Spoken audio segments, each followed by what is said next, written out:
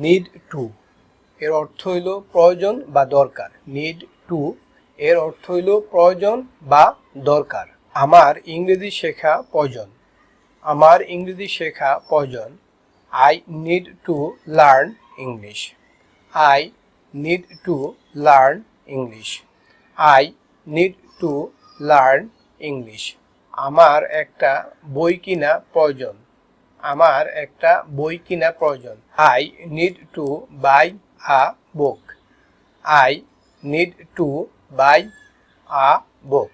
আমার এই কাজটি করা প্রয়োজন। আমার এই কাজটি করা প্রয়োজন।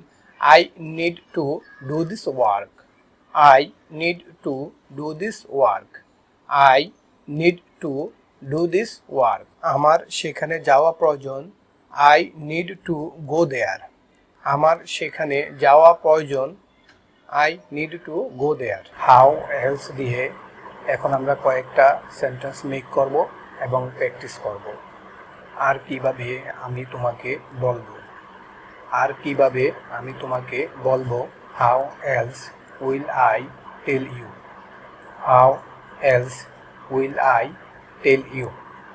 How else will I tell you. আর কিভাবে আমি তোমাকে বুঝাবো। How else will I make you understand.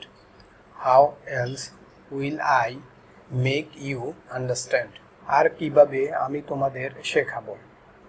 আর কিভাবে আমি তোমাদের শেখাবো। How else will I teach you. How else will I teach you. এখন আমরা ওয়েন এলস দিয়ে কয়েকটা সেন্টেন্স তৈরি করব।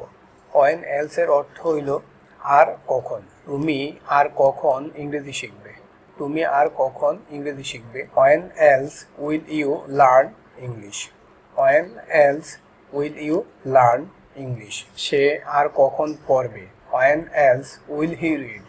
When else will he read. Ripa আর কখন যাবে। রিপা আর কখন যাবে। When else will Ripa go. When else will Ripa go. Intend to এটা দিয়ে ইচ্ছা প্রকাশ বুঝাইতে পারো। আর ইনটেন্ড টু এর পর ভার্বের বি1 হবে। বি1 দ্যাট মিনস হলো ভার্বের প্রেজেন্ট ফর্ম। তাহলে স্ট্রাকচারটা হলো ইনটেন্ড টু প্লাস ভার্বের বি1। আমার ইংরেজি শেখার ইচ্ছে আছে। আমার ইংরেজি শেখার ইচ্ছা আছে। তাহলে I intend to learn English. I intend to learn English. তার তাড়াতাড়ি বিয়ে করার ইচ্ছা আছে। তার তাড়াতাড়ি বিয়ে করার ইচ্ছা আছে। She intends to marry early. She intends to marry early. আমার এই ছবিটি দেখার ইচ্ছা আছে। আমার এই ছবিটি দেখার ইচ্ছা আছে। I intend to watch this movie. I intend to watch this movie. এখন আমরা দেখব দিস ইজ হাউ দিয়ে কিভাবে সেন্টেন্স তৈরি করতে হয়। আর দিস ইজ হাউ এর অর্থ হইল এইভাবে। দিস ইজ হাউ এর অর্থ হইল এইভাবে। এইভাবে আমি তোমাদের ইংরেজি পড়াবো। এইভাবে আমি তোমাদের ইংরেজি পড়াবো। This is how I will teach you English. This is how I will teach you English. I উইলকে একসাথে আই ইল বললাম।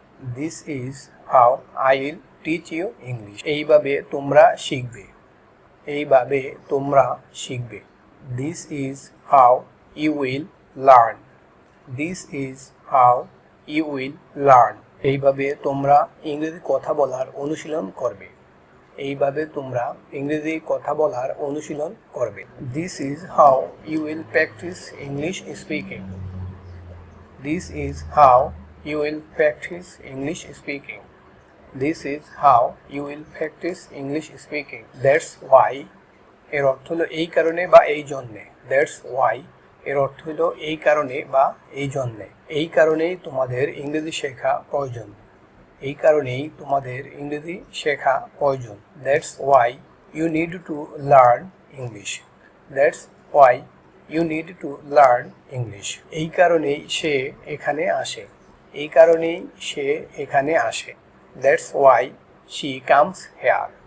That's why she comes hair. এজন্যই আমরা তাকে সাহায্য করি। এজন্যই আমরা তাকে সাহায্য করি। That's why we help her. That's why we help her. এজন্যই তোমরা দ্রুত শিখছো বা এজন্যই তোমরা তাড়াতাড়ি শিখছো। That's why you are learning quickly. That's why you are learning quickly. এইভাবে that's why ইউজ করে তোমরা কিছু সেন্টেন্স তৈরি করো। আমি প্রার্থনা করতেই থাকলাম, তাহলে এই কথাটাকে আমরা কিভাবে ইংরেজিতে বলবো? I continued praying. I continued praying. Continued মানে কোনো কাজ চলতে থাকা, যেমন আমি প্রার্থনা করতেই থাকলাম, এটা মানে কাজটা চলতেছে, তাহলে কি I continued praying. সে ছবিটি দেখতেই থাকলো, সে ছবিটি দেখতেই থাকলো। He continued watching the movie. He continued watching the movie. রিনা কথা বলতেই থাকলো, রিনা কথা বলতেই থাকলো। রিনা continued talking. রিনা continued talking. তুমি লিখতেই থাকলে, মানে তুমি লেখা শুরু করছো, এখনো স্টপ করনি, মানে তুমি লিখতেই থাকলে। তাহলে এটা আমরা কিভাবে ইংলিশে বলবো? You continued writing. You continued writing. You continued writing. এখন আমি তোমাদেরকে ভার্ব টু এর একটি ব্যবহার দেখাবো। আমরা যখন কোনো সেন্টেন্সে ইট ইজ হাই টাইম ব্যবহার করব, তখন এর সাথে ভার্ব টু আমরা ব্যবহার করব। আর ইট ইজ হাই টাইম এর অর্থ হলো এখনই উপযুক্ত সময়। ইট ইজ হাই টাইম এর অর্থ হলো এখনই উপযুক্ত সময়। এখনই তোমাদের ইংরেজি শেখার উপযুক্ত সময়। এখনই তোমাদের ইংরেজি শেখার উপযুক্ত সময়।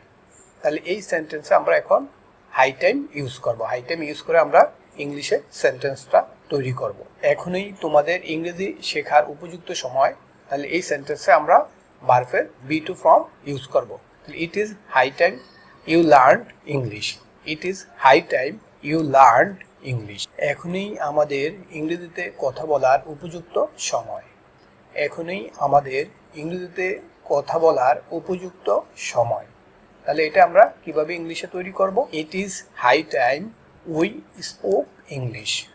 ইট is high time we spoke English. এখনই তাদের গরিবদেরকে সাহায্য করার উপযুক্ত সময়। তাহলে এটা আমরা ইংলিশে এইভাবে বলবো, it is high time they help the poor. It is high time they help the poor. Everyone প্রত্যেকে বা সবাই। এভরিওয়ান প্রত্যেকে বা সবাই। নো ওয়ান কেউ না। তাহলে চলো আমরা এখন এভরিওয়ান এবং নো ওয়ান দিয়ে কয়েকটা সেন্টেন্স তৈরি করি। সবাই আমাকে সাহায্য করে। Everyone helps me. সবাই আমাকে সাহায্য করে। Everyone helps me. কেউ আমাকে সাহায্য করে না। কেউ আমাকে সাহায্য করে না। No one helps me. No one